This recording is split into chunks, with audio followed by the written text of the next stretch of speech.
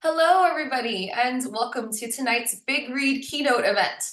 My name is Nicole Swift, and I'm a program manager with the Miami Book Fair. I'm Kim Ha. I am Library Director for the Pennington Public Library. This keynote event is presented in partnership by the Miami Book Fair, Pennington Public Library, and the Hopewell Valley School District. Before we get started, we'd just like to take a second to thank the National Endowment for the Arts, managed by Arts Midwest, without whom the Big Read itself would not be possible. We'd also like to thank the Miami-Dade County Public Library System and the Florida Humanities Council for their support of this program.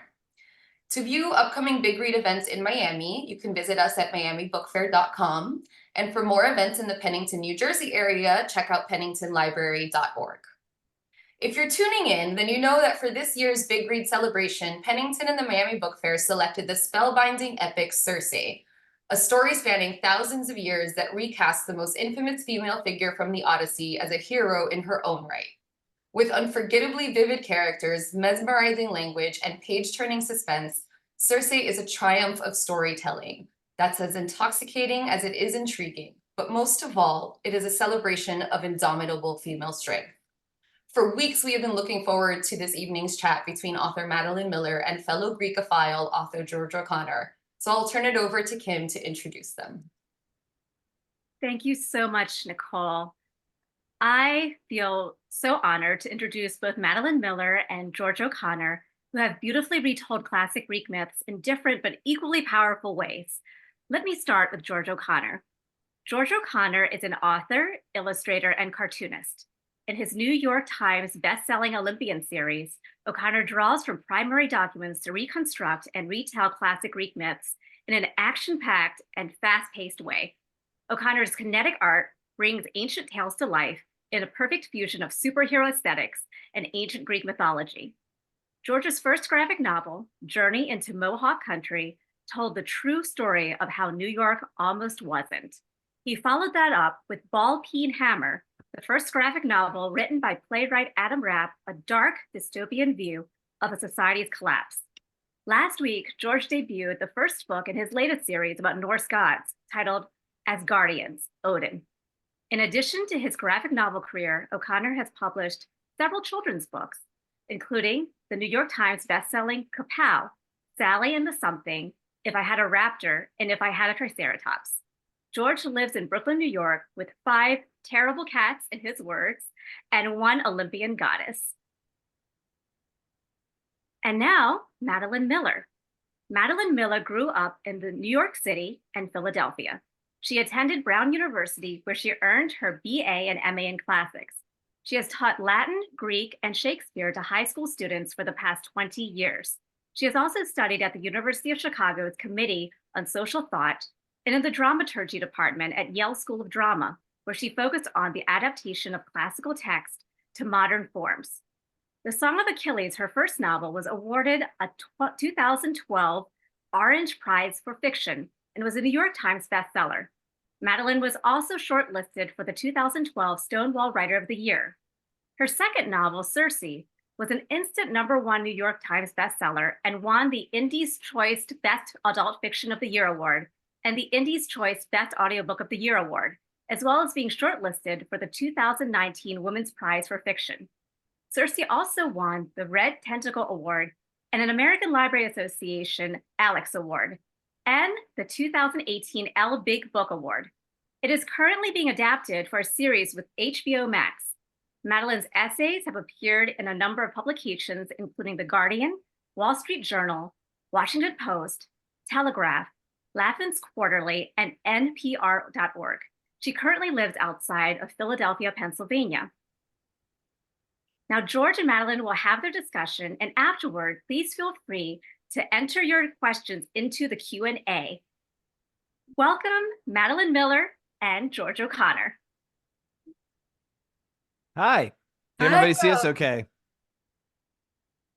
Excellent. Madeline? Turn over the stage to both of you. Thank you so much for being here with us tonight. Oh, thank you. And thank you so much for having us. And Kim, thank you so much for that lovely introduction. Of course. We'll be backstage listening. Yes.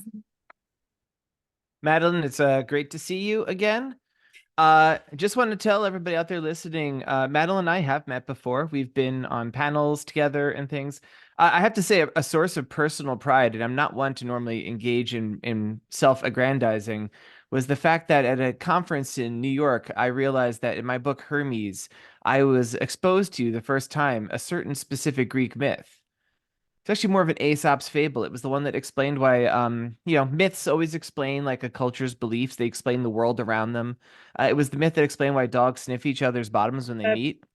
yes, that's right. I vividly remember that, and I Oh, loved it. I roll that out all the time. Like that's literally part of my stock speech. I'm like, here's a picture of me in New York with Madeline Miller. I just told her this myth. It's yeah, it's kind of a high point. But I love it. And the Hermes book is the one where my kids love, we were just talking about how much my kids love all your books, but that was the first one that they read, and they particularly liked that detail, of course. oh, that's so. I have to say, one of the things that I really enjoyed about Circe was I absolutely adore your portrayal of Hermes. Hermes has always been my favorite Greek myth. No, Greek god, Olympian, everything. When I was a little kid, I dressed up as him. And the way that you bring him to life, where you capture his effortless charm and his sinister menace, and the fact there's a line that you have that I love where it's like he draws the truth out of you, like you would like coiling a needle around a thread. And it's just like it's such a great line. Just the idea that as the god of lies and as the god of, of liars and such, he's obsessed with peeling the truth out of people. And it's not for any great meaning. It's just like it's an obsession.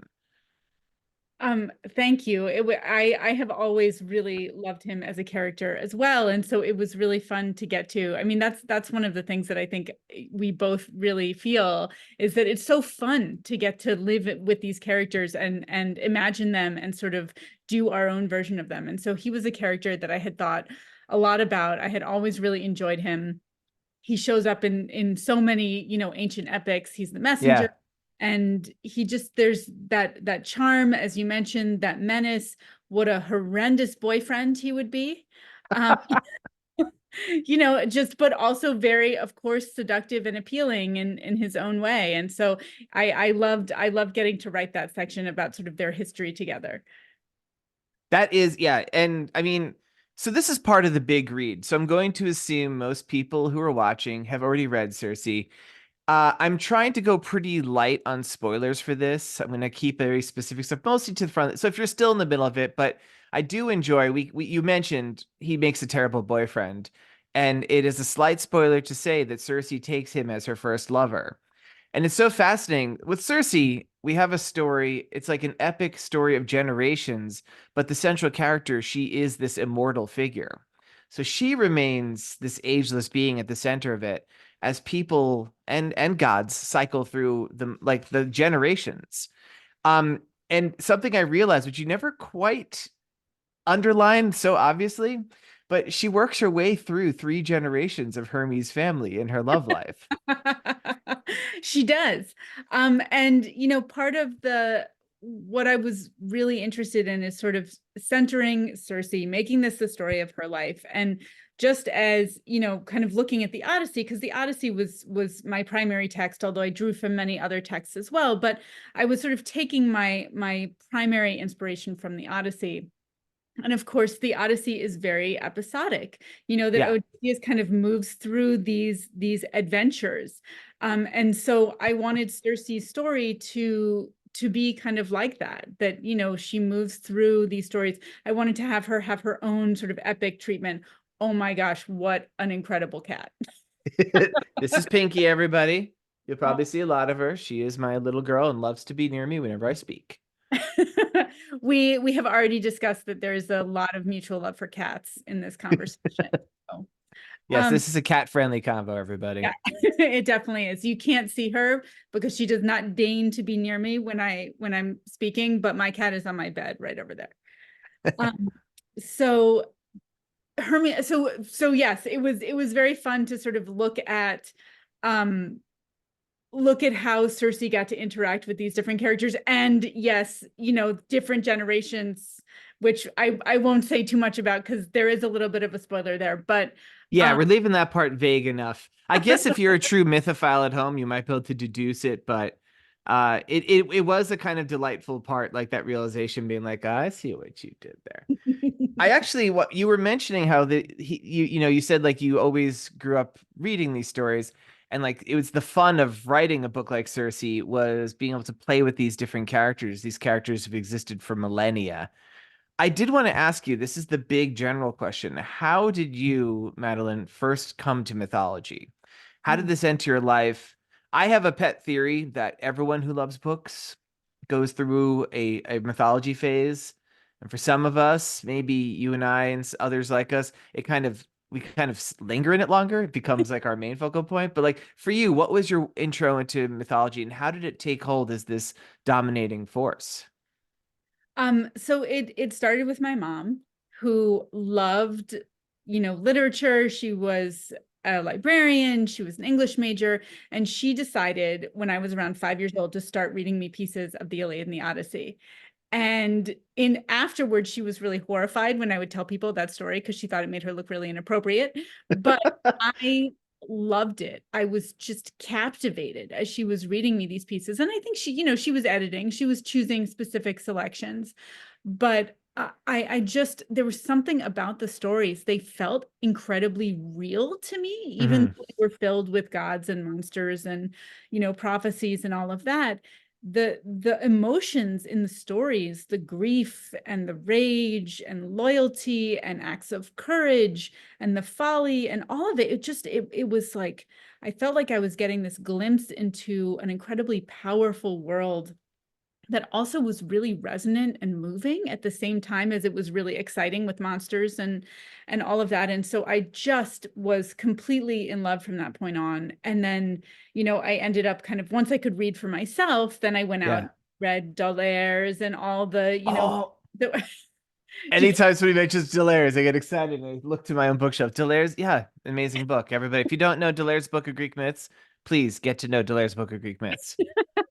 Delaire's is amazing because it manages to reference this also happens in Circe, sort of the birth of the Minotaur and how the Minotaur is conceived. It Yeah. manages to tell that myth while like really threading the needle of like telling the myth but not telling it at the same time. And because that myth involves bestiality and it's kind of a disturbing myth anyway. I can't believe that they put it in a children's book and they they actually like they didn't write around it. They actually told it. So if for nothing else, admire their ability to thread that needle. But so I love Delaire's and I would have devoured your books if they were around then. And then I ended up finally getting to high school and getting to Latin class. And I loved Mm. Latin. I was really engaged with it. And I had this, finally I got to Virgil, loved Virgil, totally just absolutely obsessed with reading the Roman mythology because Virgil's sort of doing like the Roman version of the Iliad and the Odyssey. And my teacher saw how obsessed I was and he was like, I can teach you Greek. Do you want to learn Greek? And I was like, yes, please. And so he started teaching me Greek. And I was able to start reading the Iliad in the original. And that was really where I was like, okay, that's it. I'm doing this for the rest of my life. This is the most exciting thing. It's like all the stories that had been so exciting were now just electrified when I could access the poetry at the same time. Oh, yeah, that's something you have over me for certain. I am reliant upon translations. Whenever I can, I try to read multiple translations. I must have 4 or 5 different translations of the Odyssey back there myself, but yeah, to read it in the original, that must really bring it to life in a way. There's a very lyrical quality to your writing. Especially in Circe, I find. Are you trying to evoke something of the rhythms that you find from the epic poetry in your writing, or is that just the way you write? Um, I am a little bit. I mean, I love poetry in general, contemporary poetry as well as ancient poetry. And by the way, I think that, I happen to really love the language, but I also think that you can absolutely access these texts. I mean, there are so many wonderful translations out there and so many ways. So, that was my personal thing because I loved languages. Yeah. But you're not missing out. I mean, there's so many terrific translations. I love Emily Wilson's translations of That's the great. Iliad and Odyssey. They're brilliant. So anyway, but I do think a lot about, actually, before I think about poetry, what I think about is oral tradition, because the Iliad and the Odyssey are always my touchstones, at least for Circe and Song of Achilles.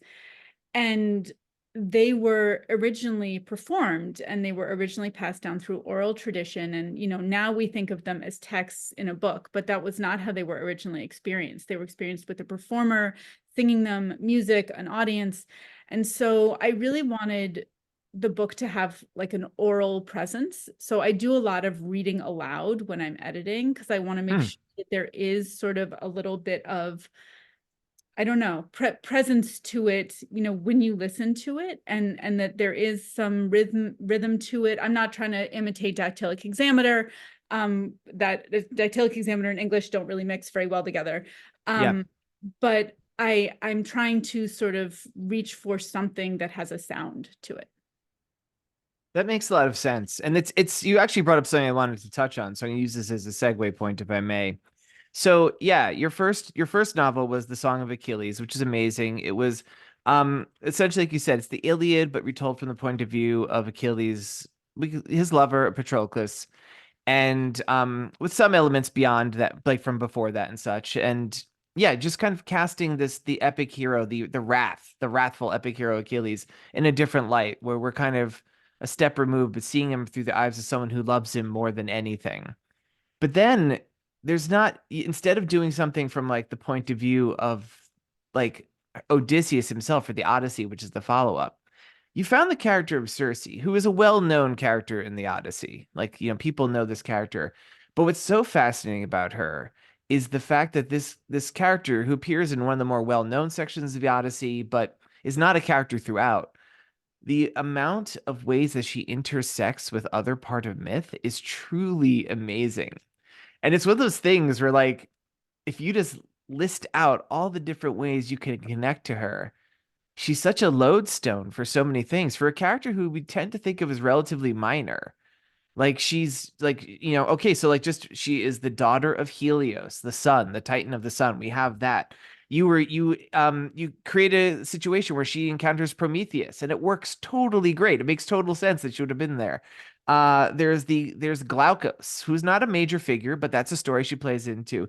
The creation of Scylla. We have Jason and Medea from the Argonauts in there. Like you mentioned already, with the Minotaur, the birth of the Minotaur, that comes into play in here. We have Daedalus. We have, of course, Odysseus. It goes on and on. It's kind of amazing. Like, how did the character present herself to you? Like, how soon into working this did you know? Because I know I think you worked in Song of Achilles for 10 years, right? Yes, I did. And then while you were still teaching and everything, I assume after Song of Achilles came out, was an enormous hit, is that when you stopped teaching? Yes, I basically, I continued to tutor and do sort of workshops and things like that. But I basically, after Song of Achilles came out, I stopped teaching. So then Circe comes along much quicker. Didn't take us 10 years. And this character is such a gift. Like, just the mythological character, not to mention what you brought to her, which I have a whole lot more to say about that. Can you talk about finding Circe and how you chose to spotlight this character? Sure. So the whole time I was working on Song of Achilles, I was not thinking about Circe. All my focus was on Really? Achilles and Patroclus. I had no idea. I turned in my final version. I grieved for like a week. And I do then that too when I finish a book. I'm really, definitely depressed for a few days afterwards. it's very sad to let go of Yeah. a story that you've lived in. It's like I've written my last thing about the story. Yeah. Yeah, I'm it's a bummer. do that too. um and my editor said, so what are you going to do next? And my immediate response was like complete panic. What, you mean I have to do this again? It took me 10 years. Right. So I said, oh, I don't know. I'm not really sure. I sort of said, something vague. And then I hung up the phone and I was like, oh no, I do know. It's Circe. That's what I've been waiting to do. Ever since I was 13 and I first read the Odyssey myself, I have been so frustrated with portrayals of her over the years, Yeah. including her portrayal in the Odyssey, that she had been sort of waiting there for me. I just didn't know she was waiting. And so someone had to ask me the question. So now what? And so then she kind of stepped out. And so then I needed to do all this kind of rethinking about, well, how do I want to approach this character? This is intimidating. I'm going to be writing from the perspective of a goddess.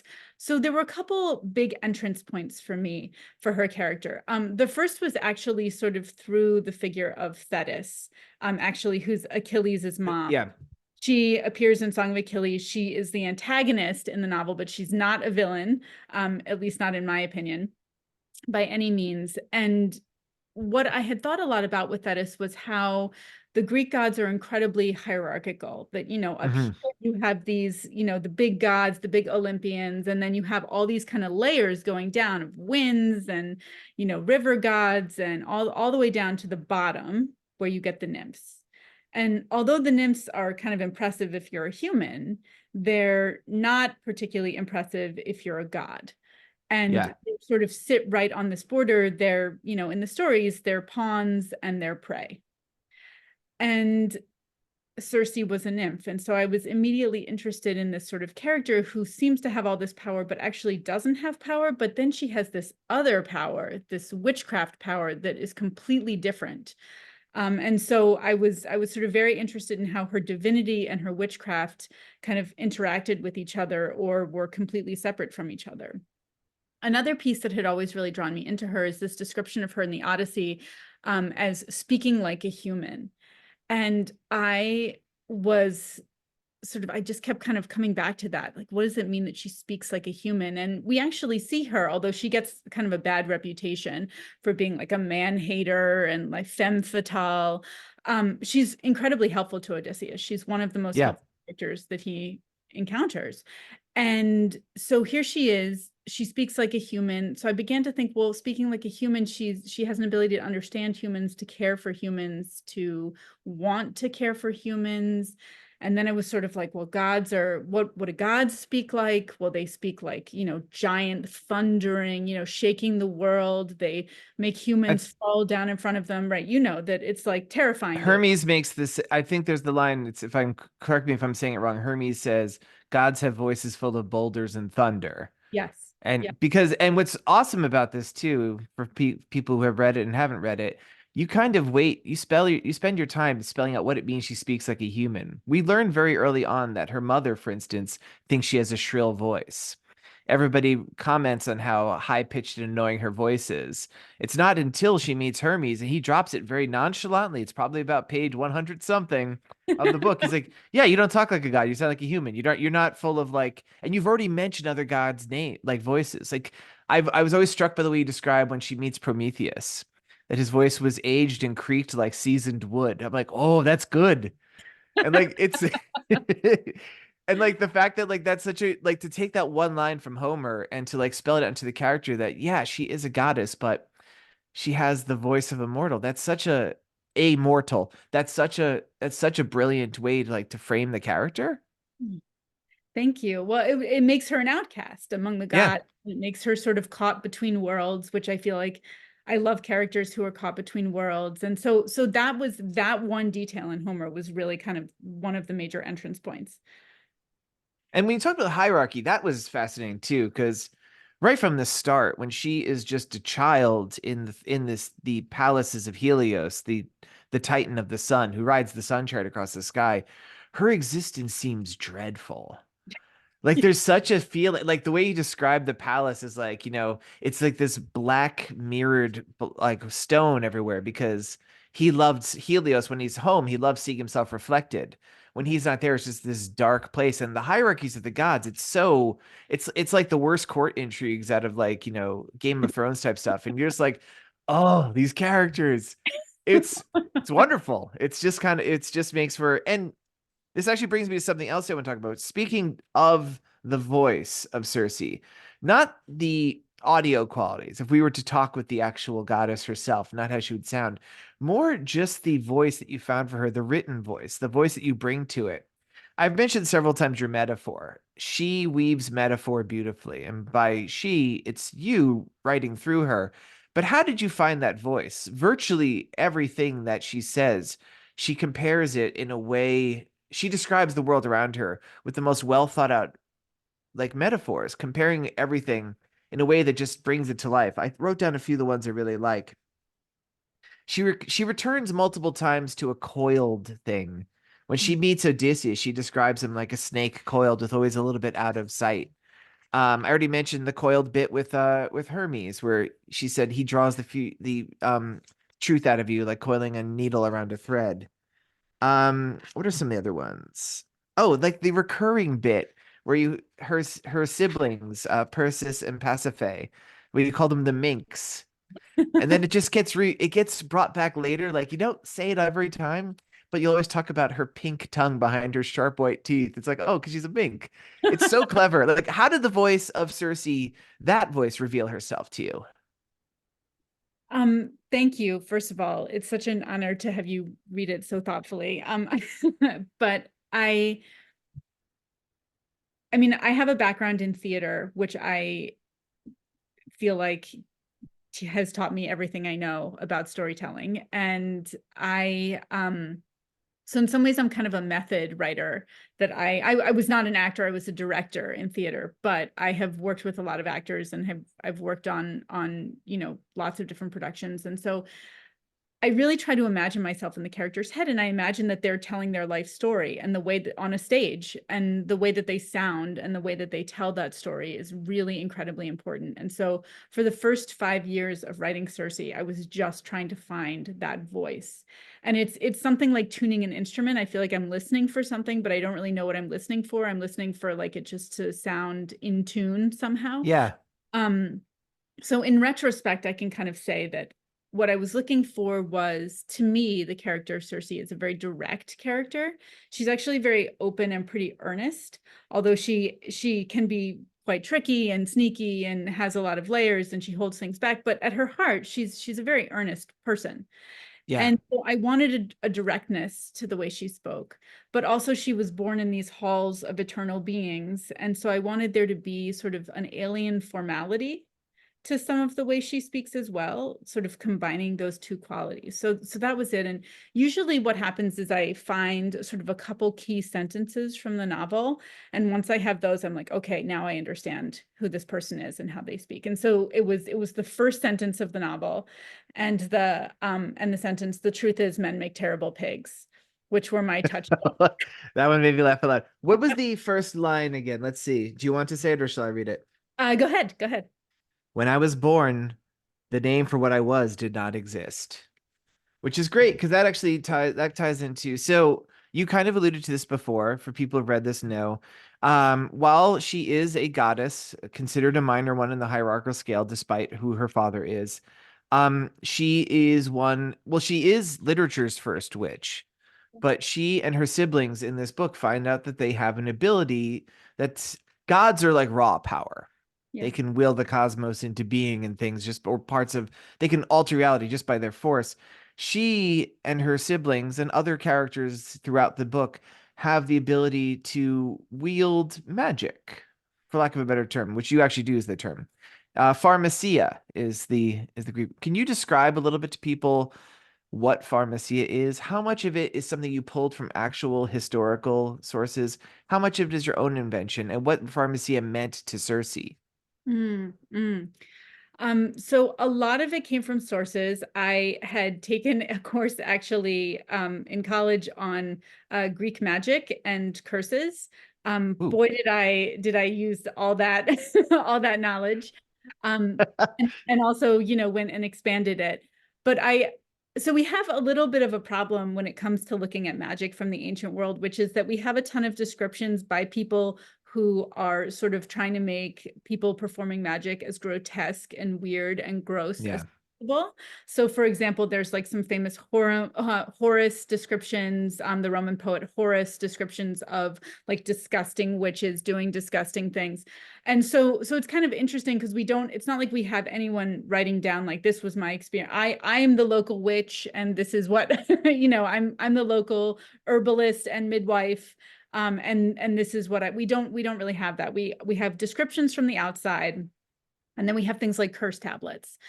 And we have, references to herbalism, references. So I tried to kind of pull all that together. But the main thing that seems clear about ancient magic is Mhm. that it's something you do. You have to create it through incantation, through gathering herbs, through doing things at certain times of the moon. It's something that you make happen through basically work. And so part of what I really wanted to bring out is the fact that this is a craft and that Circe is an artist and that this is her art. And it's really very different from, the type of divine power, as you say, right? It's not that huge cosmic reordering. It's Yeah. something you create through dedication and knowledge and skill. And so in that sense, Circe to me was always an artist. And that this was her art. And so I had this sort of woman at the center of a story who was creating art, and through that art she was able to change the world. So all of that was stuff I was drawing on as much as I could. The recipes for the spells are all made up. They're made up. I wrote them kind of like poems. Yeah. Collected spell ingredients that we actually have attested, or sort of from medical stuff in the ancient world. I made a big list of them from the ancient world, and then I wrote the spells like poems. And you always keep back key information so no budding sorcerers out there can like grab it. Like it's always Circe whispers a word of power, and then the spell takes place. You're like, oh, but what is that word of power? Well, and part of it is that it would be different for every person. That one of the stories that I am not a fan of, speaking of her siblings also doing Yeah. magic, is the whole sort of blood will out story where everything is based on inherited bloodlines. And so while Yep. I think Circe's family, I wanted there to be a little bit of a pressure cooker situation in her family that seemed to drive people towards wanting to access power through other means. And maybe there is, a little bit of a blood component there. I didn't want magic to be just fixed on them, that it was very Yeah. important to me that we see magic popping up in other places, because magic is not something you're born with, it's something you do. That's all really kind of fascinating. I did want to ask, going back to something you spoke about earlier, you were talking about like your history of with this, and you did move like you were obsessed with the works of Virgil, you said. And then that was the intro for your teacher to be like, hey, want to learn some Greek? So then you did you did the Iliad and you did the Odyssey. You're not doing the Aeneid though, as far as I could tell, right? The Aeneid is there. I mean, the Aeneid is under everything that I do. Yeah. It's Okay. so it pops up in small ways. Um, I There's not very much Aeneid in Circe. Yeah. But my portrait You of kind of set it up in some ways on it. There's yeah, nods to it, certainly. yes.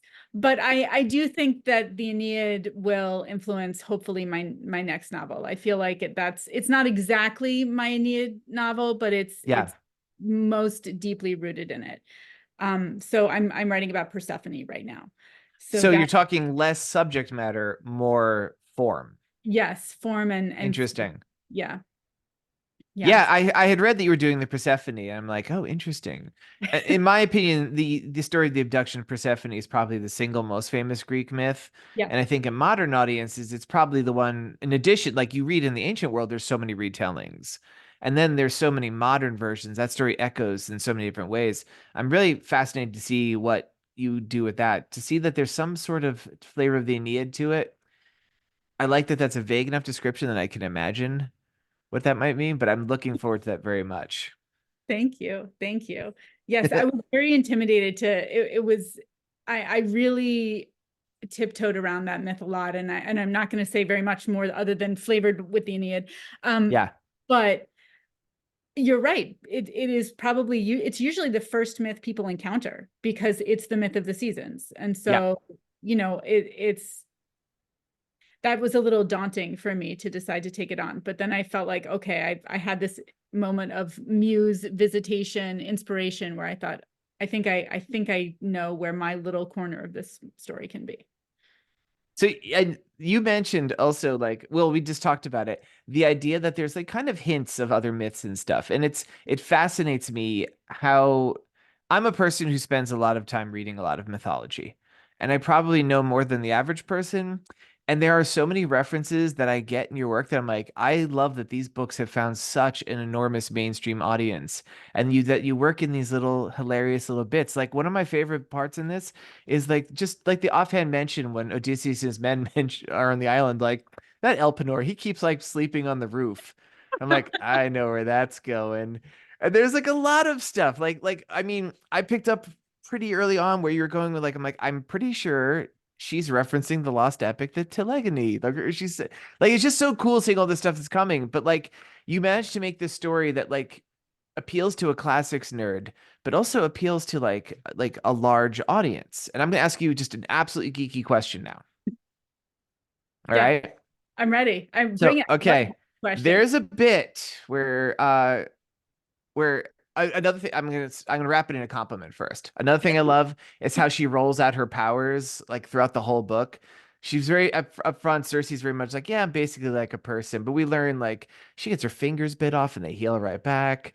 Very close, pretty close to the end. She's like, oh yeah, because I'm because I'm a naiad, I could just kind of like enter through the water and sink to the bottom and walk along and travel the currents. I'm like, how do you not mention that, lady? Because it's part of her. It makes so much sense. She visits underwater. She goes to meet a specific manta ray type creature. And I was like, oh, I see what's going on here. But the character you give is Trigon. Does Trigon exist in myth, or is this you as a storyteller kind of crafting your own story? That is me crafting my own story. So it comes from there. There is a reference. Trigon is the Yep. ancient Greek word for stingray. Yes. So so that's where I stole the name. But it is kind of like a manta stingray hybrid. Yeah. It's really both. And so the reference that whole episode grew from is just like you. I love like the little corners, the little details of stuff. Is this reference that Circe armed her son with a stingray tail spear. Yep. That's it. That's all that's said about it. And I was like, whoa, that is such a cool witchy weapon. And then my like novelist brain is immediately going, it's like, but it's not just any stingray. It's like the Lord of all stingrays at the bottom of the ocean. She used to go down like a catabasis. So and so a catabasis is this sort of thing that shows up in a lot of epic literature where a person has to sort of confront the dead. They have to kind of Yeah. go under the earth and they have to confront the dead. And I didn't realize that was my catabasis section, but that's really what it is. She's not exactly confronting the dead, but she sort of is confronting herself. And so Well, she's not confronting the dead because she herself can't die, but right. she's confronting a being that is a primordial being. So it's like she's like confronting something that existed before her, before even her father did. And it does have that feeling. You're right. And it's a great sequence. And I'm like, I've never heard this story. And I did some researching. And let me tell you, folks, you type in Trigon into Google, you get a lot of references to the novel Circe. I'm like, did she create this? This is amazing. And yeah, you're right. It fits into bits of myth. Like I as soon as like he was mentioned, I'm like, I see where this is going, but I was like, this must be some story I'd never encountered before. It's just Kudos to that. That's amazing. Thank you. And I'm sorry I sent you on a wild goose chase through Google. No, it's fun. This is like I said, this is a storyteller's job. And you're filling in the pages, like you're making this Circe is now the epic story of Circe. No longer just a bit player in the Odyssey. Now Odysseus is a bit player, although a significant, much the same way she was in the Circe book. And that's just really cool that you get to fill out these. He's like Trigon is like her Polyphemus in a way, like this being of immense power that tries her, and like she has to go through it's just such a cool sequence. Oh, thank you. And now I know that it's your credit. What's gonna happen in like 2,000 years? They're gonna there's gonna be like a resurgence of Hellenistic religion, and people are gonna be worshiping Trigon. It's like, Well, I that would be the ultimate honor. yeah, I mean, there's a lot of musings on immortality in this book, but that would be the one. Like, yeah, I created a god, a stingray god. Okay, I'm going to continue with my geeky line of questioning, if I may. All right. So, I mentioned before, like, you're pulling from sources, like the most obvious being the Odyssey, but there's a lot of other ones we can identify. I mentioned the lost epic, the Telegony, which is clearly an influence for part of this book. Say you stepped accidentally into a time machine and you're transported back to the library at Alexandria. You can rescue one lost piece of writing. Oh, wow.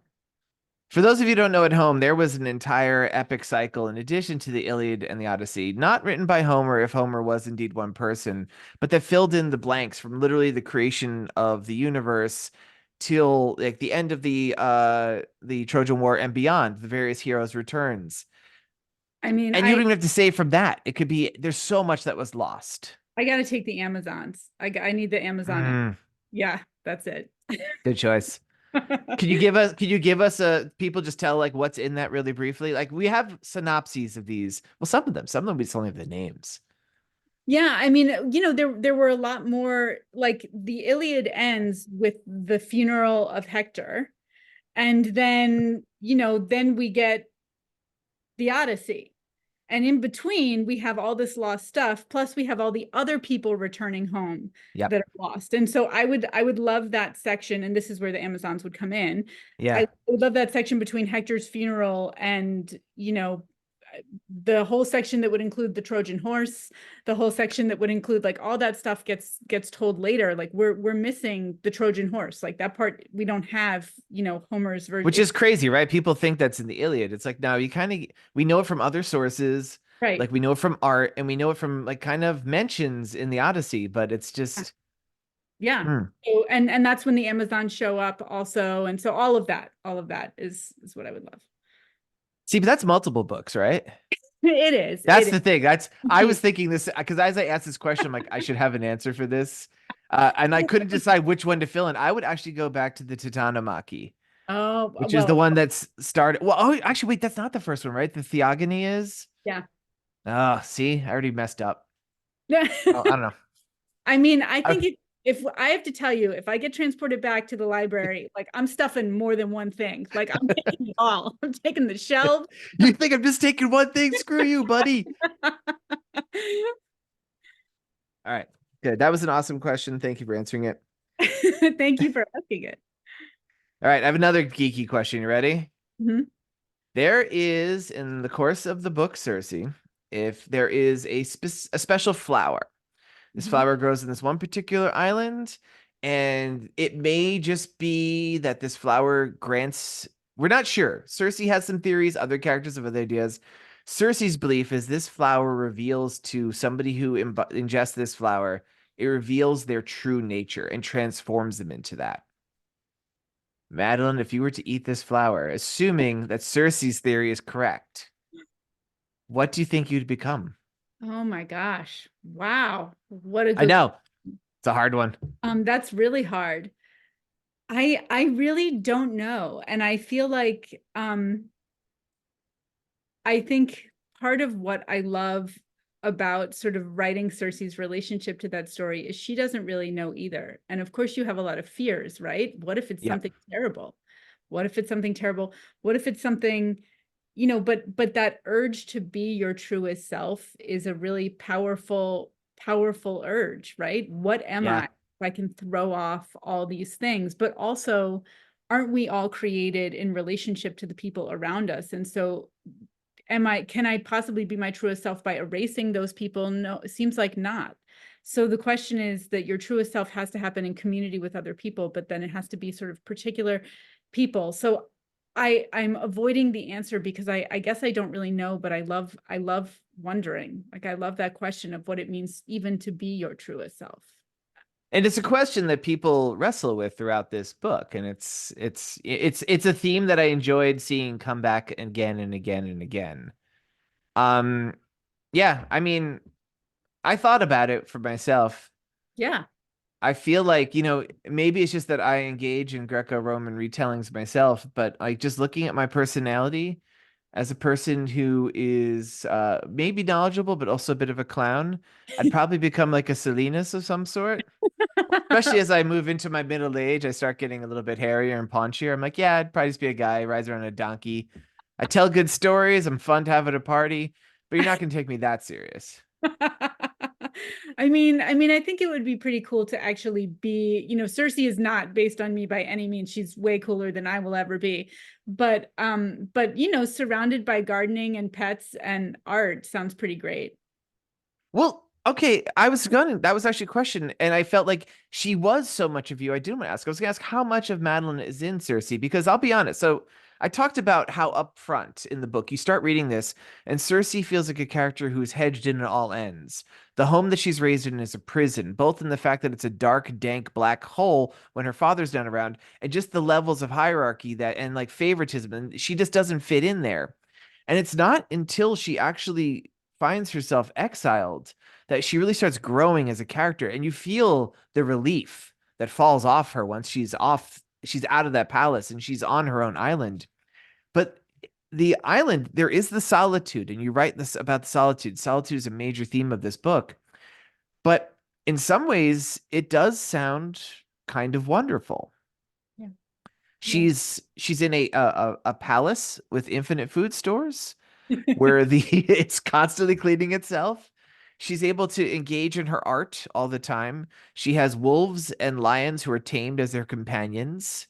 Like, it's kind of idyllic. And I was just like as a writer myself, as a creator, I'm like, I wouldn't mind that place.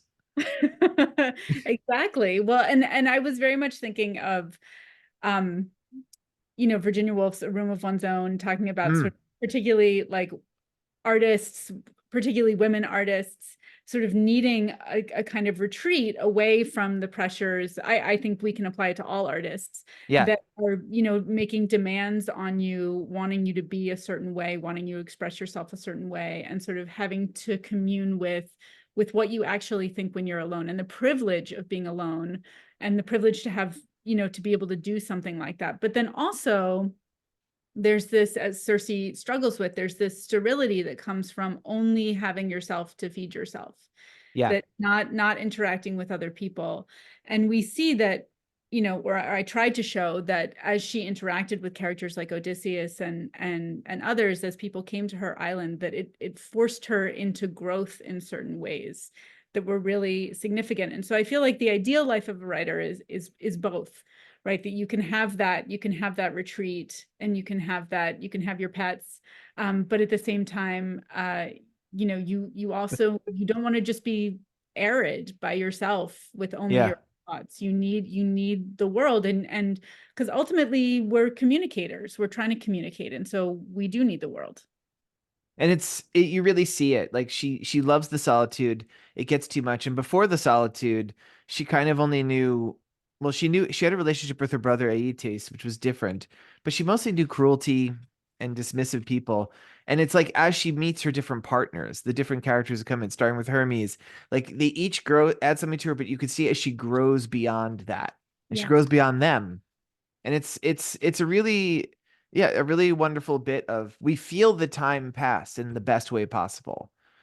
This is a story set over thousands of years, but we feel it in a way that's completely entertaining. We feel this character as she grows. There's a part towards the end where she's like, I've been alive for generations. I spent much of it a fool, because she's very hard on herself. But it is like her constantly growing, being this character. To use your metaphor of the coil, she describes herself to her brother as a shell. And she doesn't emphasize it. She's like, maybe like a Kant. It's like, yeah, there's always a new corner for her to turn, and she spends the novel doing that. And it's a fascinating read for that. Thank you. Thank you so much. So I think, looks like we're being joined by one of our gracious hosts. I think we're going to throw this open to other people's questions. Yes. I'm amazed at all the geekiness, which I love as a librarian myself. So this is Oh, wonderful. I'm holding it back. Understand. Like, I can went feel- easy on everybody. I can feel it. I can feel it, George. So we have a number of different questions. I'm going to try to order them in a way that flows.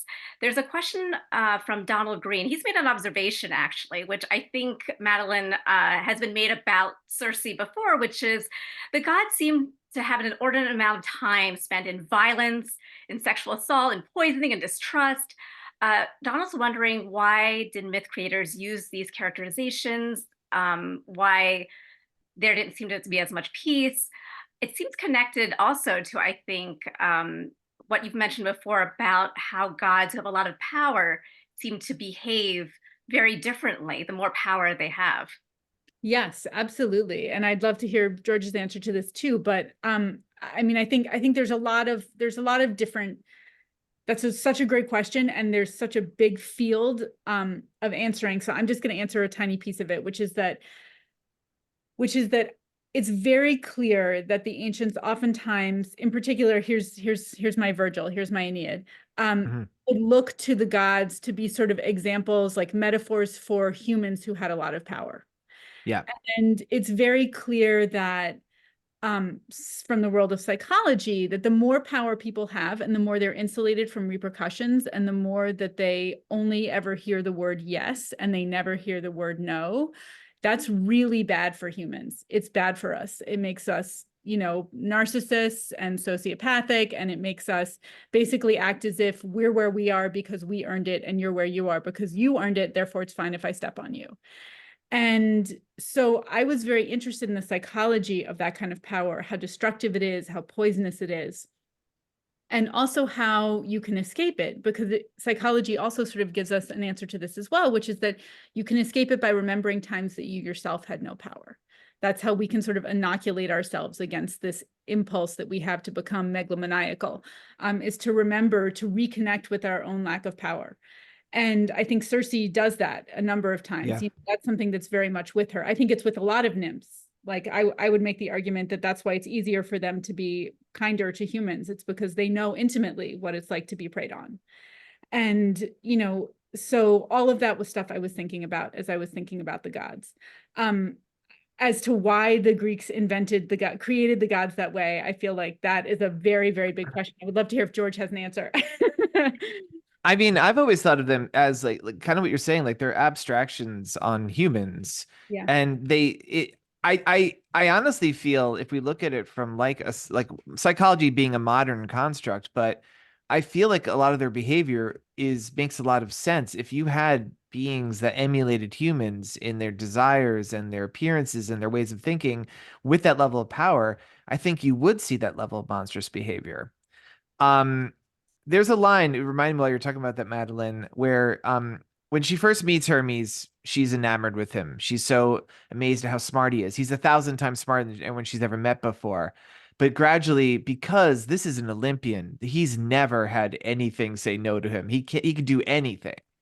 And you can see the bloom is withering off the rose more and more. And the line that makes her finally be like, get out of my sight and never come back, is a line he says about the nymphs. He makes that terrible joke. He says the nymphs just aren't very good at getting away. And you're like, oh, you're just a monster. And she's like, get out. But yeah, he says it as a joke. He doesn't even understand, because his scale of power, he's one of the great gods. He has the black eyes that symbolizes that. It's just, I think that's unfortunately human nature. Absolute power corrupts absolutely. And if you're gonna base your divinities on human constructs, they're gonna be corrupt. Yeah. I'm just out of curiosity, and because I have both of you here too, who are experts on this, is there anyone in these Greek myths, any god who is like the Gandhi or the Mother Teresa of gods? Is there someone who hasn't been corrupted by their power? I mean, go ahead. No, you go, Madeline, please.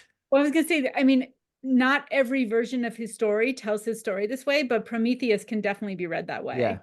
And Chiron, who's the great teacher, the teacher of heroes, the great centaur teacher of heroes, I think also has some of that. In terms of like gods with a lot of power. Although Chiron doesn't really have a lot of power, but Prometheus does. Yeah. Yeah, and I was also going to say, like, oh, sorry. It's just also a thing to keep in mind, like the culture, like what was like kind of the baseline culture in like ancient Greece was they were a lot more conversant with the rougher side of things than we are. We live in a society now where if you're very fortunate, you never have to encounter death and these terrible things, at least some of us, right? I feel like the world itself, like there was just different attitudes. I don't know that I feel like a Gandhi figure would be very unusual for there, but I would agree with Prometheus. He is the knowledge bringer, the fire bringer. He's, in some versions of the story, he is the creator of humankind, but I think he's virtually always a benefactor of humankind, one who suffers greatly. He's like a proto-Jesus, certainly. Yeah. Fascinating. Thank you. I think I'm going to go with the stingray god. Yes, we got to start Yes. look, All look, right. Trigon had a late start. Only only been created last few years, but we could make Yes. Trigon. We could do this, folks. To make it Yes. happen. Thank Yes. you. Yes. So we have a question from William, who's wondering, Madeline, do you know when the show Circe will premiere on HBO Max? I guess I want to add to that question, like how involved are you in this show or? So I'm so sorry because that is out of date a little bit. So the show is indefinitely on hold. No. Yeah, well, because when COVID happened, a lot of stuff got put on hold, and then it wasn't going to be with HBO Max anymore. It was going to be elsewhere. So anyway, it's been through a couple of different iterations. Um, and I think I'm pausing on it right now for two reasons. One is that I would like to be more involved. But I'm recovering from some health stuff, and so I don't have a huge amount of bandwidth, and so I'm kind of pausing on that. And the other is that I am right now, there's a Song of Achilles play possibly that is in the works. I Ooh. can't say too much more about that, but I love the idea of a play for Song of Achilles because it's all about intimacy and closeness. And I feel like live theater has that intimacy. So I'm really excited about that. My theater nerd self is totally freaking out and really excited. So I've been kind of putting my energy over there a little bit more. But hopefully there will be. I would love to see Circe as a miniseries, and it's on the back burner. Okay. All right, we'll all hope. We'll check that IMDb page. Because I checked and there was a listing there. So I thought, okay, so maybe something's happening. No, I'm sorry. There it was, and then yeah, it's No worries, no worries. So there's a question from Giancarlo. This question is more for Madeline, but George, you can also reply also. For your fiction, Madeline, based on these ancient mythology, some amount of personal interpretation is required. Are your interpretations of the mythology what you believe most likely happened as written in the text? Or do you consider your works your personal interpretations that you prefer? So whenever I'm writing as a novelist and as a classic scholar. And those two parts work together. And sometimes I enjoy arguing with the texts and coming back to them and disagreeing with them. And sometimes I enjoy sort of reaching into them and bringing out something that I feel like is often overlooked in sort of more, not that I'm inventing something, but something that is more kind of in the scholarly world, but is maybe not in kind of the larger world. So it's all of those things. I try to do all of those things. Of course, I love my version of them, but what I love most about myths is that there is no definitive version.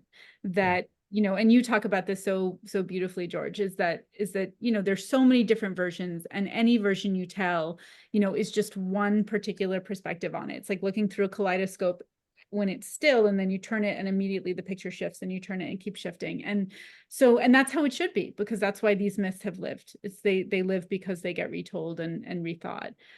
So while of course I'm partial to the things that I reach in and pull out because they're the things that resonate with me, they are certainly not the only way to look at any of these characters.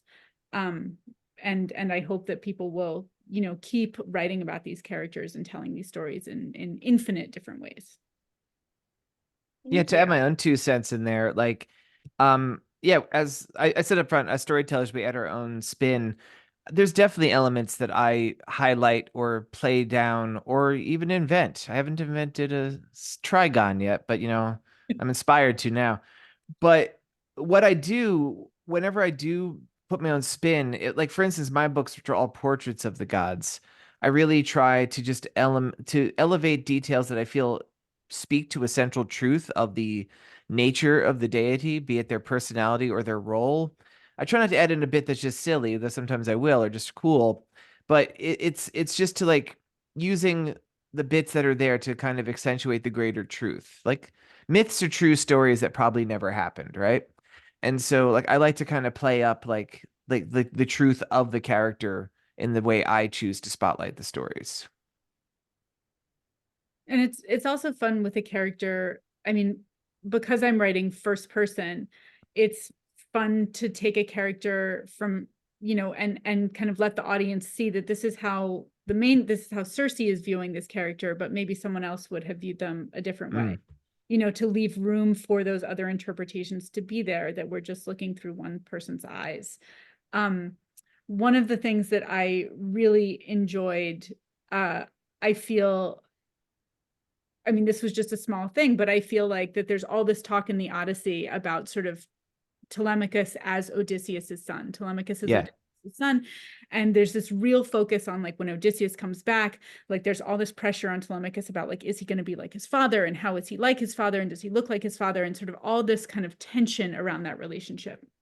And I was really interested in the relationship between Telemachus and his mother, Penelope, because she's actually the parent who raised him for 20 years when Odysseus was off at war and then, sailing all over. And so I really wanted to put the focus on that relationship. And so, that is something that I had to invent, but I invented it in conversation with the original text, because I thought, no, we've seen enough of Telemachus and his son. And actually his father is very poisonous to him in my version. Which I loved, by the way. Thank you. I think it would be hard to have Odysseus as your father. Yeah, it's living up to the super famous dad. And I don't know that I've ever seen in any other work of fiction a 30-year-old Telemachus before. It was really cool to see. Thank you. Yes. And then what happens, 10 years later? So his dad comes back. And then now what? Like, now where are we? So anyway, there's nothing really about the relationship. There's only a very small sort of picture, a few moments of their interaction between Penelope and Telemachus in the Odyssey, at a very particular moment in Telemachus's life and a very particular moment in Penelope's life. So it was fun to sort of take that and then imagine this relationship, years later. Your perspective, Madeline, with the sons and their mothers have, I think, struck a chord with many, because you don't often see that perspective in Greek myths, but here you have sort of this dynamic of the mother always being there and then the absentee father, which I think many mothers can relate to. So I think it's beautifully drawn out. In writing Circe, I wanted to write an epic, and part of that was putting Circe at the center, but it was also making epic things that have been traditionally overlooked in epic literature. So making things like parenting, which is epic, child caring, giving it the full epic treatment. And so those relationships between Circe and her son and Penelope and her son were incredibly important to the novel for me. Yeah. So Mark, I want to jump in as a person. I'm sorry. As somebody who'll never experience motherhood.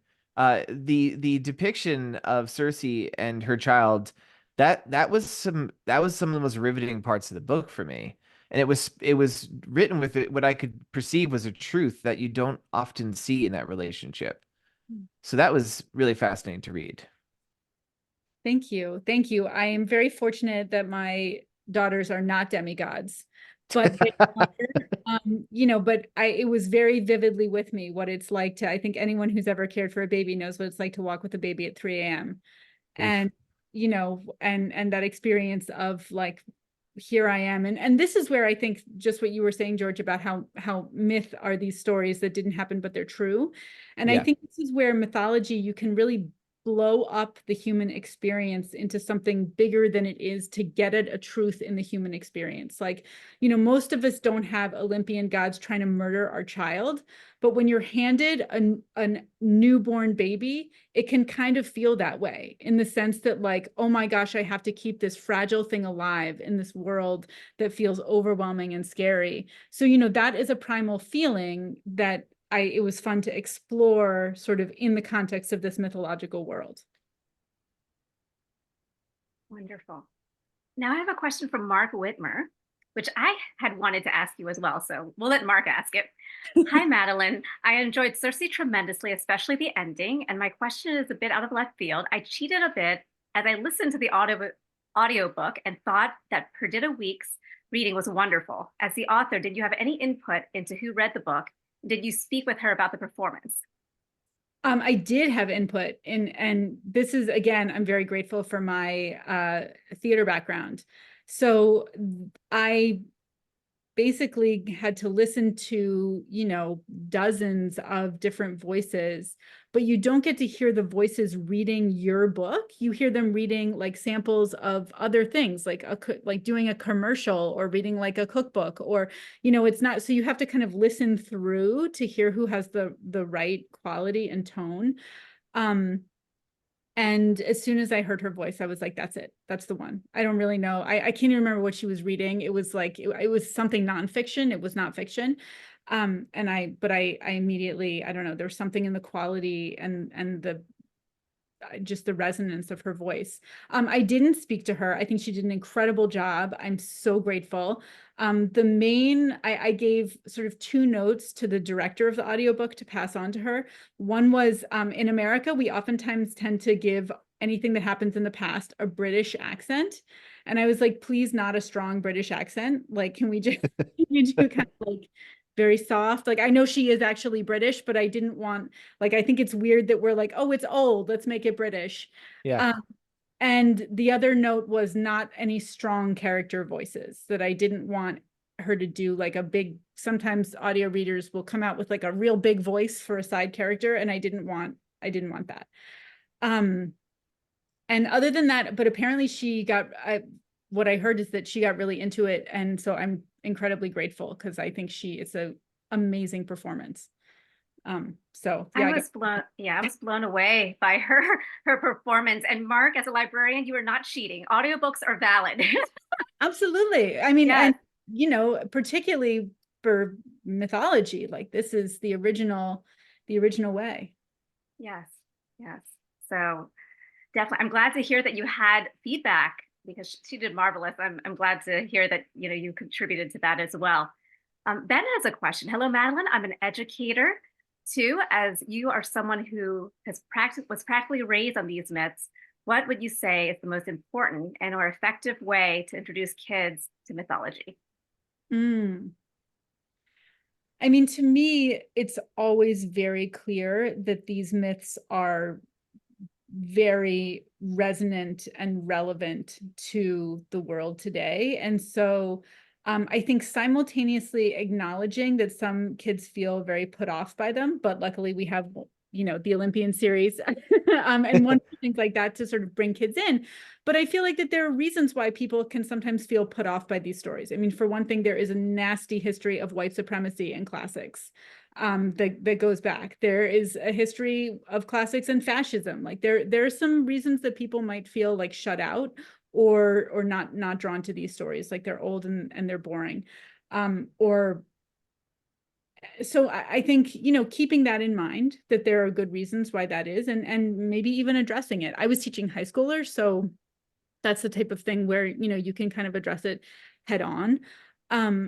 But also like bringing in the fact that these stories are both really fun and incredibly resonant. I mean, the story of Cassandra, which is one of my personal favorites, in the favorite, not in the sense that it's like a happy story, but you know, here's a story of a woman who is sexually assaulted and is cursed to always tell the truth about what's happening around her and to never be believed. And I feel like that is just like a shockingly resonant story for so many women.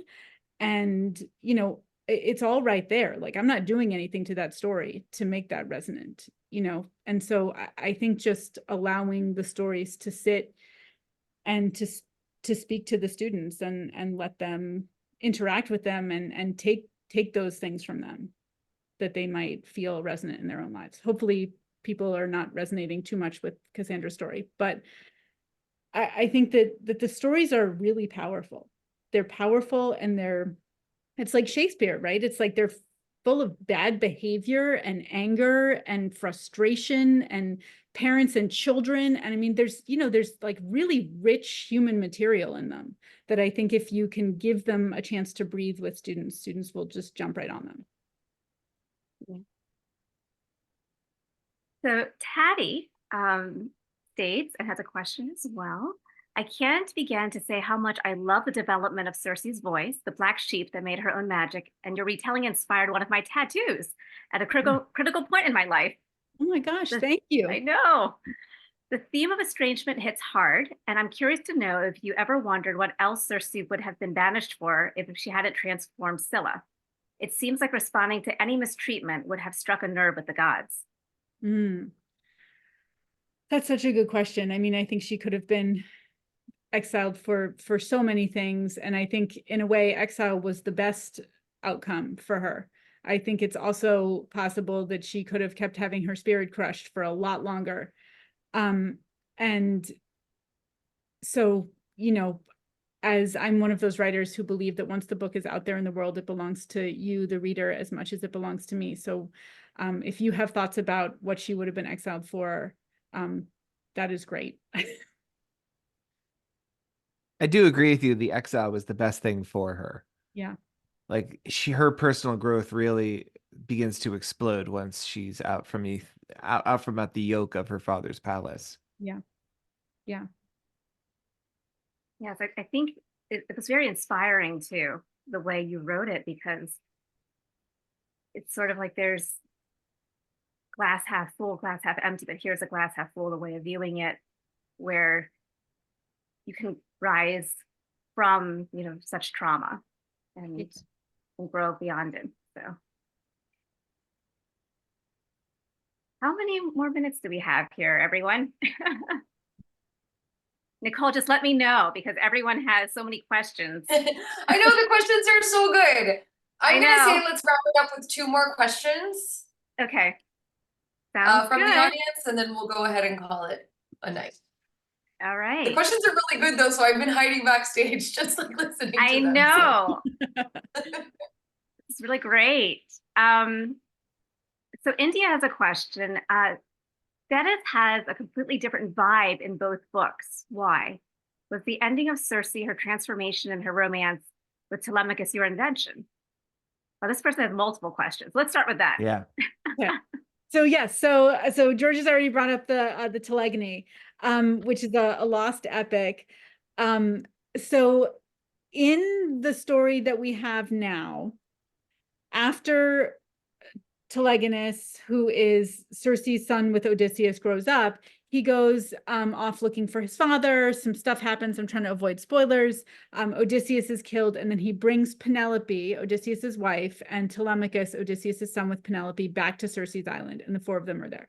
And then in the sort of version that we know existed in the ancient world, and presumably there also may have been versions that we didn't know about, Circe marries Telemachus, and Penelope marries Telegonus, and then they all sort of become immortal. And I was like, no, thank you. Yeah, it's bad. It's a bad ending. Right? There's like a sun swap that happens, and like the Penelope Telegonus thing, that was just never going to fly. My Telegonus is not straight, first of all. And second of all, I didn't want Penelope's story to end with what man she was attached to, because that is the obsession with her in the Odyssey. It's like, is she going to like listen to her son? Is she going to be loyal to her husband? Is she going to go with one of the suitors? So I didn't want her to be like with a man at the end. I didn't want that to be the end of her story. I wanted her story to be something else. Yeah, she's always the faithful one too. And there's so much more to that character. Yes, exactly. And so I wanted her to have this totally other thing that happens to her, which was really, I didn't know what it was, but when I got there, she was like, this is what I'd like. Yeah. So, like, great. And, but so then that left Circe and Telemachus ? And I thought, well, I'll get to the end of the novel and I'll see what happens. I'll see what I think about the 2 of them together. And we got to the end of the novel, and I was like, wow, these 2 people have a lot in common. They both have really difficult fathers.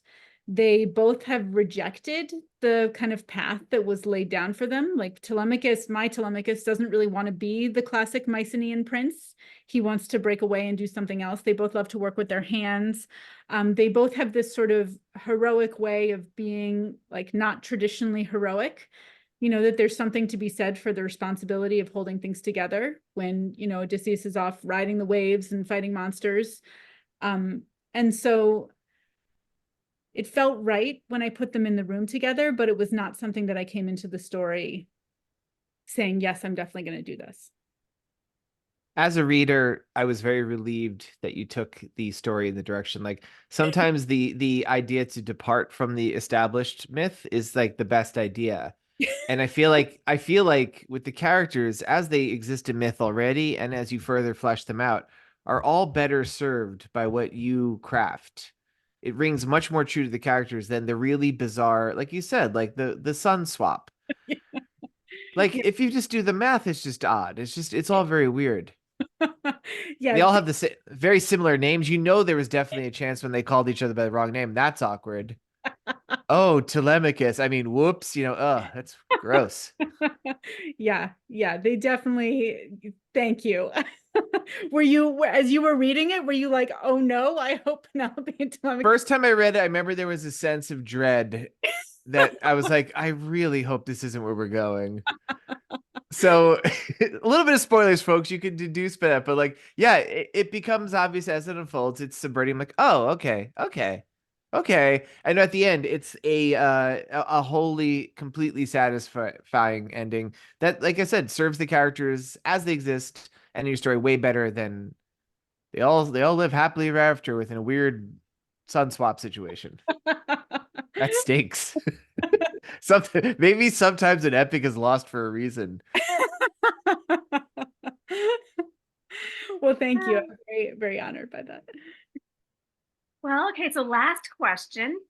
I'm going to choose Amanda's question because it's looking forward to what may come next. So Amanda's question is there any estimate for when the Persephone book will come out? Any ideas for what you will write afterward? And P.S. I love your books, which you'll see in the Q&A section, Madeline. There are a lot of people who are self-proclaimed fangirls who are telling you how much they love you and all of your work. Thank you. I love all of you. I'm incredibly grateful. I don't know how long Persephone is going to take me. I'm very slow. Circe was 7 years. So, the clock is ticking. I don't think I'm going to hit Circe. But it is something I think about constantly. I mean, every day. So even when I'm not writing, I'm writing up here. And then it's just a question of sort of constructing the story. I feel like I have to kind of tap the story from every possible angle while it's all up here to make sure it makes sense. And then I can sort of start finding the voice. So I'm starting to experiment with the voice. And once I have all that, it actually goes pretty fast. So right now I'm in the time that I don't know how long it takes because it's the formless time. It's like before the theogony has happened. It's like just chaos and shapes in nothingness. And I'm kind of trying to form something out of that. So I don't know. I do have my Shakespeare side is still lurking there. That is how I got into theaters through Shakespeare. And so I had thought about writing about the Tempest. And I had put it aside when I suddenly had my lightning bolt about Persephone, but I may come back to the Tempest or I may not. Maybe I said everything I have to say about the Tempest in Circe and Persephone, and actually I don't need to. So that's a question mark about the Tempest. But it is also about magic and witches and islands. So you can see that there's, definitely a lot of stuff. And part of the reason I want to write about the Tempest is I hate directing it. And so therefore I feel the thing I want to say about it, I need to say in a novel. Wow, that'll be interesting to look into. Tempest. I haven't read The Tempest since I was like freshman year of high school, so this will be interesting. Yeah, it's a very it's such an interesting play because it's so beloved and so many people associate Shakespeare with the role of Prospero, and I completely understand why they do, because he's sort of the magic maker and the storyteller. But I personally think he's terrible, and so it will be interesting to interact with that story if I ever get there. But Persephone first. Oh my gosh, Pinky is just Thanks, she's back. she's so beautiful. There's just been a carousel of cats these last 10 minutes. Yeah, y'all missed back home. You missed Birdie. I don't think I was on camera. She was parked there for a bit. Now Pinky's taking her spot. It's a constant competition between these two. Well, as much as I would love to be able to get through all of these questions, there's some really good ones. I can at least send you them so you can see the kind of questions that everybody was asking. That would be amazing. I just wanted to take a minute just to thank the audience for being here with us at this virtual keynote event. Thank you so much for your support, for listening, for watching, for just participating and being here with us to celebrate this big read event all along the East Coast. From New Jersey to Miami. This was such an honor. Thank you so much for having me. I wish I could be there in person and thank everyone for reading. But this was such a treat. George, thank you for those amazing questions. I loved being in conversation with you. I hope we keep doing panels and all kinds Oh of yeah, things. like thank you. I have more questions. Like I said, I went kind of easy in the geekiness, but as there are future big reads and future panels, I'll just delve deeper and deeper. I love it. And I can't wait to read your Odin, which is just out, right? It's like, Just came out. It's a week old today. Came out last Tuesday. oh, that's so exciting. Okay.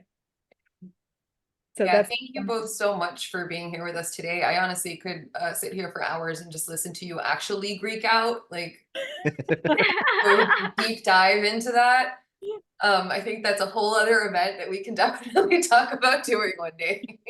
I'm down. So thank you so much to Madeline. Thank you so much, George, for your time and for being here with us today.